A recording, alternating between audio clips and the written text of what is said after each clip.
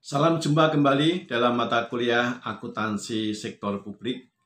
Pada jumpa hari ini kita akan membahas tentang lingkup dari akuntansi sektor publik. Akuntansi sektor publik adalah akuntansi yang diterapkan pada organisasi sektor publik. Organisasi sektor publik tentunya beda dengan organisasi swasta dalam hal orientasinya. Kalau sektor publik adalah untuk melayani masyarakat atau publik.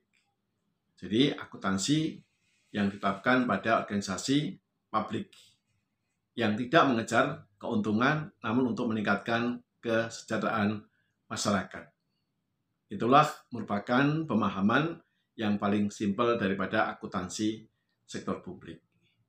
Kita selama 1 semester akan mempelajari akuntansi sektor publik ini, yang lingkupnya sangat luas sekali.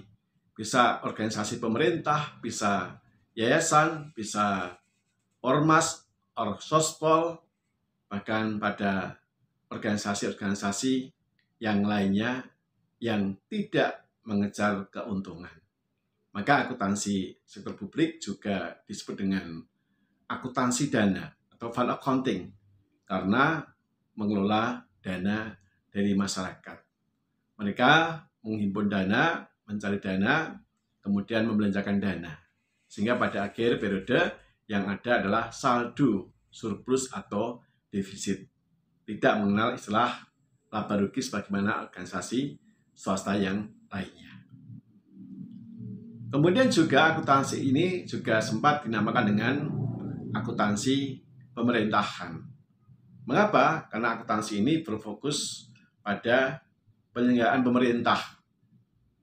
Tentunya hal ini sudah berkembang ya, karena saat ini fokus untuk akuntansi bukan untuk melayani pemerintah, namun pemerintah untuk melayani masyarakat. Maka akuntansi ini kemudian lebih dikenal dengan akuntansi sektor publik. Selama 1 semester kita hanya memfokuskan pada akuntansi yang diterapkan pada organisasi pemerintah, khususnya pemerintah pusat, kemudian pemerintah tingkat provinsi, kota, dan kabupaten, yang kita kenal dengan istilah pengelolaan anggaran pendapatan belanja negara atau APBN di tingkat pusat dan anggaran pendapatan belanja daerah atau APBD. Bagaimana masyarakat ini bisa ikut serta dalam pengelolaan anggaran baik pemerintah pusat maupun pemerintah daerah. Kemudian bagaimanakah setelah ini dana disalurkan, dikelola, kemudian dicatat menjadi sebuah proses penyusunan laporan keuangan. Dalam hal ini, untuk memudahkan mahasiswa belajar, maka saya menetapkan buku yang digunakan adalah bukunya Profesor Dr. Martiasmo, guru besar dari UGM yang sudah sangat berpengalaman sekali. Dalam buku ini ada 13 yang dibahas, ya, sejak itu karakteristik akuntansi sektor publik, kemudian juga membahas tentang akuntansi manajemen sektor publik, kemudian akuntansi sistem pengendalian atau sistem pengendalian manajemen akuntansi sektor publik, kemudian juga membahas tentang anggaran dan jenis anggarannya, serta proses-proses dalam penyusunan anggaran hingga muncullah laporan untuk sektor publik.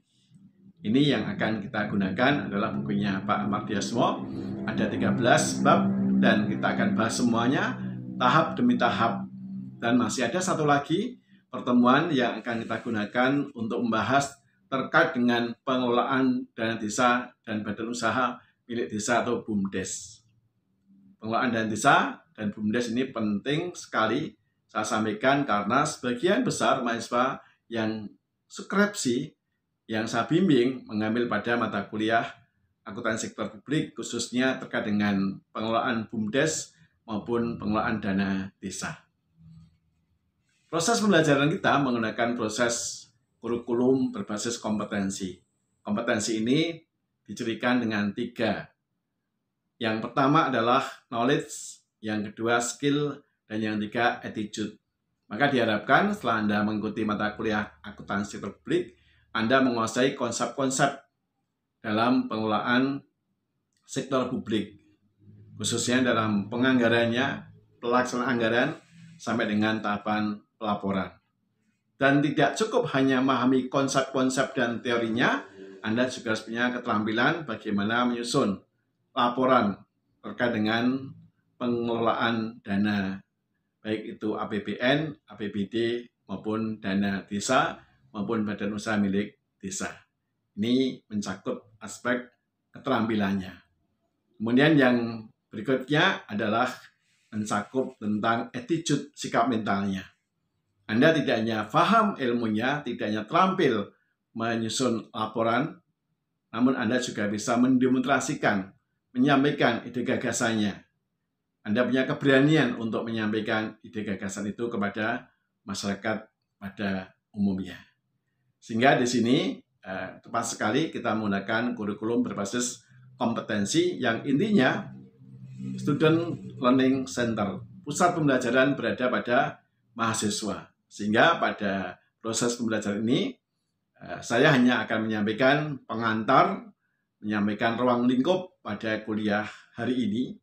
Kemudian proses berikutnya akan kita serahkan sepenuhnya kepada mahasiswa untuk melakukan presentasi per kelompok. Silahkan Anda membuat kelompok, ya kita bagi atas sekitar 6 kelompok. Sehingga nanti setiap kelompok akan melakukan presentasi sebanyak 2 kali. Yang pertama sebelum ujian tengah semester, yang kedua setelah ujian tengah semester. Buatlah materi Anda dalam bentuk PowerPoint yang minimalis, yang sederhana, yang gampang dicerna. Kemudian sampaikan, presentasikan dalam waktu 15 menit.